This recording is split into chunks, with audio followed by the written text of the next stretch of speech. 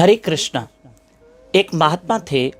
उस महात्मा के बहुत सारे शिष्य थे, लेकिन एक शिष्य बड़ा आलसी था। न वो नाम भजन पूरी तरह कर पाता, न वो आश्रम की सेवा कर पाता, न किसी और कार्य को अच्छे से कर पाता। वो आलसी था। उसको समय समय पर भोजन और समय समय पर आराम चाहिए। अब गुरु महाराज ने उसे बहुत समझाया कि बेटा, ये मानव जन्म बार बार नहीं मिलता है।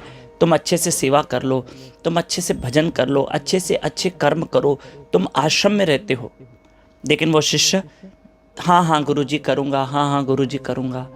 एक दिन गुरु ने सोचा मैं इसको कुछ तो ज्ञान दूँ, कुछ तो समझाना पड़ेगा। कहा बेटा एक काम करो, ये तुम पारसमणि लो, ये लोहे को सोना कर देती है। जाओ, मैं तुमको 2 दिन के लिए ये पारसमणि दे रहा हूं, 2 दिन के लिए, और तुम्हारे पास 48 घंटे का समय है। जाओ, ये जहां भी लोहे को स्पर्श करोगे ये सोना कर देगी। तो कहा ठीक है, और जितना सोना होगा वो सब तुम्हारा। तो उससे कहा वाह गुरुदेव, ये पारसमणि इतनी कीमती है, लोहे को सोना कर देगी। ठीक है, मैं अवश्य करूंगा।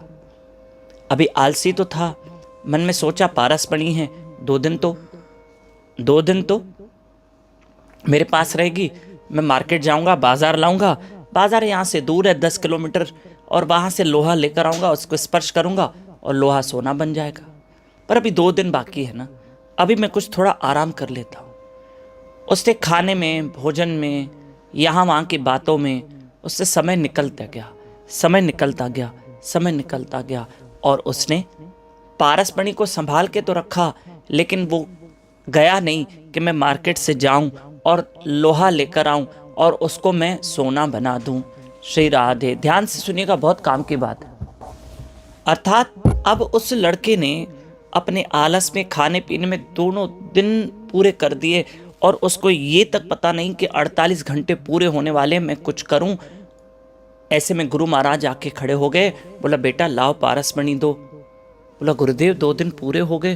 बोले हाँ, क्या तुमने लोहे को सोना नहीं बनाया? बोला मैं अभी तो मार्केट जा रहा था, बाजार जा रहा था, मैं लोहा लेकर आता हूं, उसको सोना बनाता हूं।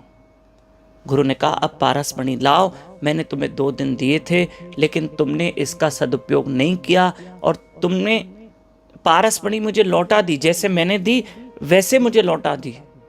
अरे मूर्ख, तुमने आलस की वजह से, तुमने खाने पीने की वजह से तुमने पारसमणि का मतलब सदुपयोग नहीं किया, तुम्हें इतनी सुंदर पारसमणि दी गई।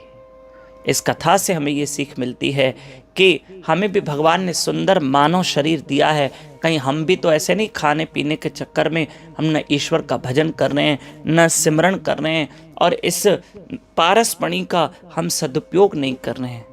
भैया, जैसे पारसमणि लोहे को सोना बना देती है, ऐसे ये शरीर भी पारसमणि है, जो भजन करके हम इस मानव शरीर में ही ईश्वर को पा सकते हैं। पर हम भी ऐसे तो नहीं कई संसार के सुखों में, संसार के भोगों में या आलस में अपना मानव शरीर व्यर्थ गंवा रहे हैं। कभी मोबाइल में घंटों बर्बाद कर रहे हैं।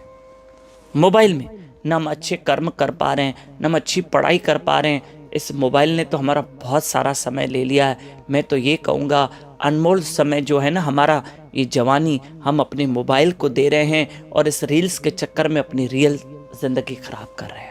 इसलिए इस मनुष्य रूपी पारसमणि की हम कदर करें, और इसी मानव चोले में ईश्वर का भजन करके, श्री कृष्ण को याद करके अपना मानव जन्म सफल करें। हरे कृष्ण कृष्ण कृष्ण हरे हरे, हरे राम राम राम हरे हरे।